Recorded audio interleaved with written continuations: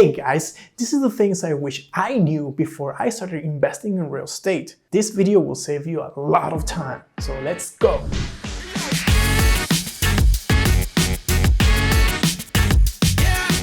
So let's talk about real estate investing. But before we even start talking about how it works, we need to understand what it is. So if you're new to my channel, welcome to my channel. My name is Jose. I am the one who's gonna help you grow your wealth. So keep watching every week these videos and I try to help as much as I can. So let's start talking about real estate. Let's start talking about the real big myth. Who's a real estate investor and who's not? With the real Slim Shady, please stand up. What exactly is real estate investing? And this is one mistake that I wish I knew earlier. The myth that by investing in what they're called REITs, you're a real estate investor. So if you don't know what a REIT is, it's a real estate investment trust, which is a company that goes and finds properties, usually a multifamily or commercial type of properties, and they add them to their portfolio and then they manage them. So when you buy these shares, you're buying that company and its ability to run efficiently, hopefully, all of these properties they have in their portfolio. And that's one of the things that you have to understand. When you invest in this type of companies, you are not really a real estate investor. You're investing in a company that invests in real estate. One of the things that is really important is that you, no matter what, you do not have any control on which property they're buying, any control on which markets they're buying in. And don't get me wrong, like this is not to deter you from never to invest in REITs. I know the REITs play a role somewhere in your portfolio, but it's not really real estate investments. That's one of my mistakes, that I thought that by investing in these companies, I was already a real estate investor. What is real estate investment? So I consider real estate investment when you have a more direct ownership of the actual property. So when you are buying the property, you're either putting it under your name or under some type of legal structure, right? So that's when I consider you have the actual rights of that property. And that's when the fun starts, because when you really have this direct ownership, you really activate the main 4 ways of making money with real estate. And the main 4 ways are the cash flow, equity, the appreciation, and the depreciation. So real quick, if you like this type of content, please let me know in the comments down below and make sure to subscribe and hit that like button right there. It's there. I'm gonna assume that you have heard of flipping and wholesaling. And if you have not, stay tuned for next week's video. But flipping is usually when you buy a property that needs some type of repairs, then you do the repairs on it, and then your intentions is to sell it. With wholesaling, you're buying this. You're buying paper. You're buying a contract. And that is worth just what the contract says, just what the ink says. So this is not real estate. It's very transactional. So you are getting a property under contract and you're selling it. Similar with flipping, where you get the property under contract, you do the rehab, and then you sell it.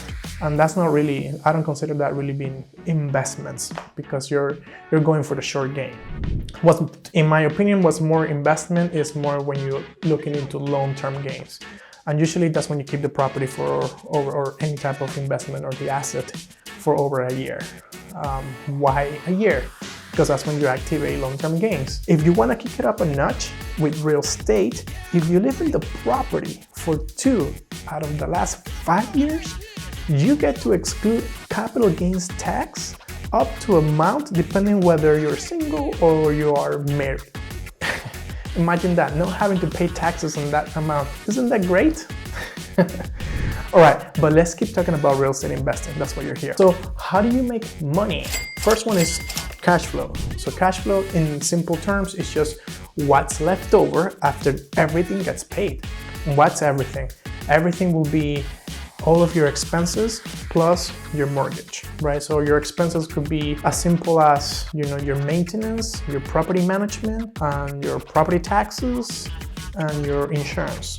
So when you take in consideration all of that income and all of that expenses minus your mortgage or debt service, sometimes they call it that, then what's left over is your cash flow. If it's not positive, then you're not cash flowing. You're actually losing, you're bleeding money every month. So that's one way. Depreciation. How do you do this? So depreciation is simply grabbing the value of the property and dividing it by a specific number, 27.5 years. Why? That's the number that was decided on, and for specific property, these numbers may change, and then each year you get to take that standard deduction for yourself. That's depreciation. There could be other ways of doing it. You could do it through a cost segregation study, but that's a lot more complicated, and we're not gonna get into the details of that. But just think about it, depreciation as a way to reduce your taxable income. Number 3, let's talk about equity. Some people call it principal pay down. All of this means is that every single time that you pay your mortgage, portion of it is gonna go towards the interest, and a portion of it is gonna go towards the principal. The principal is the one that reduces your debt. So every time you pay that principal, you're reducing your debt. So if you have a mortgage for $100,000, I'm gonna say that every month you get $200 off your principal. Then next month, if you don't own 100, you owe the difference, right? So that amount, you add it up, and that's just equity that keeps adding up to your net worth. Lastly, there's appreciation. Appreciation can happen in many different ways. The simplest one to understand is when you're buying a property that is in a distressed situation and you take it out of that situation, right? So how? You take it out of the situation by adding value to it, by rehabbing it, painting it, new flooring, that type of thing. So you're forcing, it's called forcing appreciation, because you're making it look new, livable, right? That's one. The other way is to, like, sometimes you get a property and it's not making bad management, it's not making good money, right? So you take over and then you change that management and you make the property make money. So now the property has a lot more income. You increase the value, you appreciated it. That's not the only 4 ways of making money with real estate. That's just the most common ones, and that's just the ones that are really the most valuable ones. But that's not the only 4 ways of making money with real estate. Now, that sounds good, right? There's also, let's just call it the bad.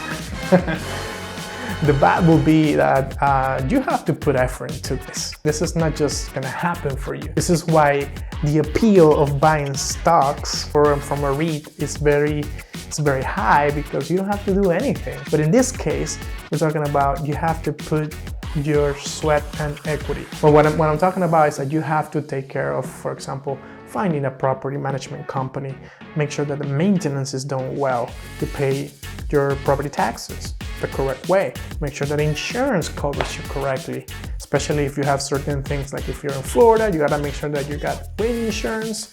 If you're in other places, you gotta make sure that you have fire insurance. It depends, so you have to make sure that you keep all of that. So yes, it can be tedious. Does this sound like fun to you? Or does it sound like, I don't wanna do this? If it sounds like fun to you, then welcome to real estate investing. This is what the investors and me and my son and a lot of other people, this is what we do. If this is something that you don't like, but you still wanna be investing in real estate, then there's also a way for you. So if you wanna learn more about all of this, just make sure to follow me again in the Instagram and to subscribe and hit that like button. But thank you for watching, and hope that this made it a little more clear for you. And I'm Jose, and I'm done speaking. Bye.